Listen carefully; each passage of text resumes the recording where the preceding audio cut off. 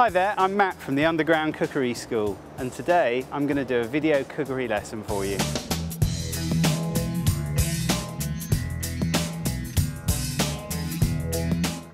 Hi there, today I'm going to show you how to make homemade potato chips.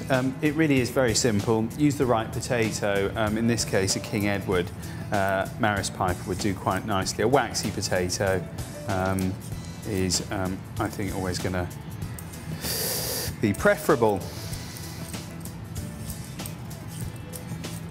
So now the potato's peeled, you can do the next step in one of three ways. You can either use a potato peeler to get the shavings that you want for chips. Now it does take a while to get you know, a chip size peel, so I don't really like using that. You can also use a knife and just slice it by hand, but generally you don't get the consistency which you get with a mandolin.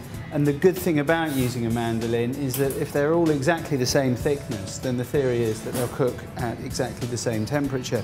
So if I just slide that over the mandolin like that, the first 2 or 3 chips probably won't be exactly the size that we want. Actually, they're not too bad. I mean, look, you can see it begins to get better. But thereafter, we're going to end up with perfect chips. And also, just to save hands, if you just get a clean cloth and you do them this way, it's a surefire way of ensuring safety when using a mandolin. They do give you an attachment. Look, you can see there, if I'd have used my hands, I would have been in trouble there. But they do give you an attachment, but I do find it quite awkward to deal with.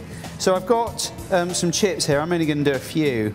And the idea behind this is just to flash fry them. Now I've got them on full blast, which is 180 degrees. So we're going to do that in no time at all. If you don't have a deep fat fryer, then of course what you would do is you need a cooking thermometer, a pan of oil. You need to bring it up to 180 degrees, but those chips rather, will go straight in there, and we'll come back in a second to beautiful chips. Right, well those have been frying on a very high temperature, as I said earlier on, about 180 degrees for probably about 4 minutes.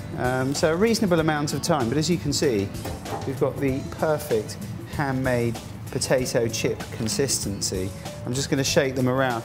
I've got a little bit of proper English vinegar there. Just drizzle them with that. If you want to be fancy, you can use balsamic.